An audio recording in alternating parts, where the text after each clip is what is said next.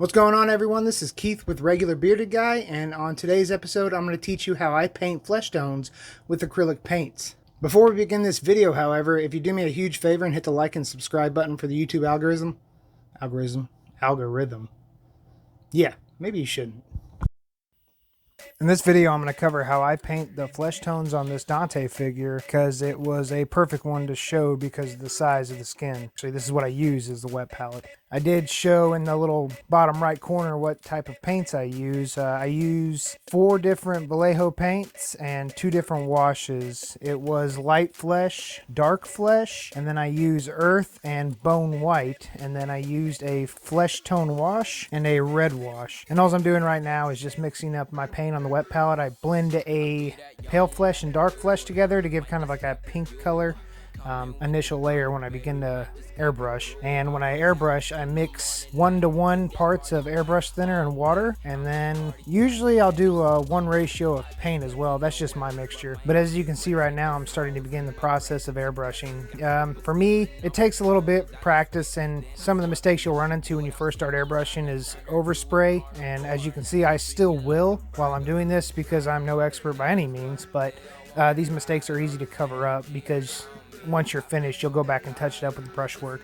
But for right now, since I'm just focusing on the airbrush and using the flesh tones to get this, so I'm beginning with his face, and all I'm doing is base coat with that bone white, or I'm sorry, not bone white. I'm using the pale flesh and dark flesh again, and that's my initial layer to kind of give that darker undertone, that kind of a pinkish color, because skin's transparent and it shows the color of your blood underneath the skin is like kind of like a pinkish off put. So I'm making sure that I cover every area I can right now with the airbrush. Try not to miss any spots. It takes practice, and like I said, you will overspray. I do all the time, and all you can do is either go back and you can try to hit it up real quick with either a wet rag just to clean up the area, or just let it dry and then just paint over it with whatever color you're going to use afterwards. The same thing right here. I'm going over the torso with that same color combination of that pale flesh and dark flesh. I'm just making sure I hit every part of the body. There's going to be some areas where I touch up, and that's no big deal because right now I'm just focused on the skin. So I go over the entire figure with that color combination. You won't get full opacity just using one go around with the airbrush, so always let the layers dry, then hit it up again afterwards to give you that more opaque coloring. I do tend to use a black primer on all my models now just for personal preference, but many artists will use white or gray or black or red, or there's all kinds of primers you can use. I just prefer black with my models because some areas that are harder to paint and it's kind of tucked away in a shadow area, it's no big deal. It'll kind of add to that effect. All right, in this section I'm using earth brown.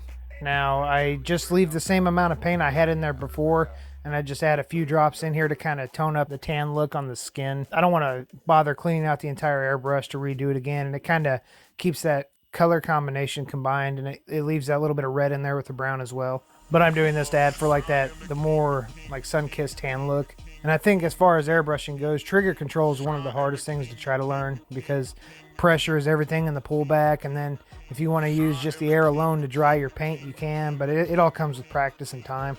I'm still learning as I go. I've been airbrushing for about 7 months now, 8 months. So not an entirely long time, but it's still enjoyable, and I know I still have a long way to go. As far as just getting the basics, I think I understand it, but I know with practice and time comes not perfection, but better pieces each time. So these are the color combinations I like to choose, though. I know other artists have used different ones, but this is just my preference for right now. I know down the line I'll change the color tones up a little bit, and it'll be a different variation of every model.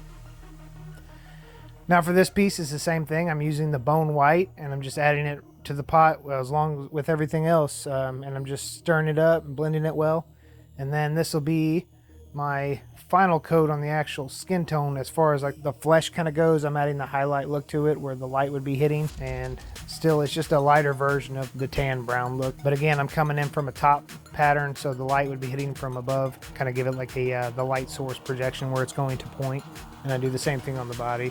Airbrushing will give you like a smoother finish. Paint brushes, you can get the same effect, it just takes a little longer and a lot thinner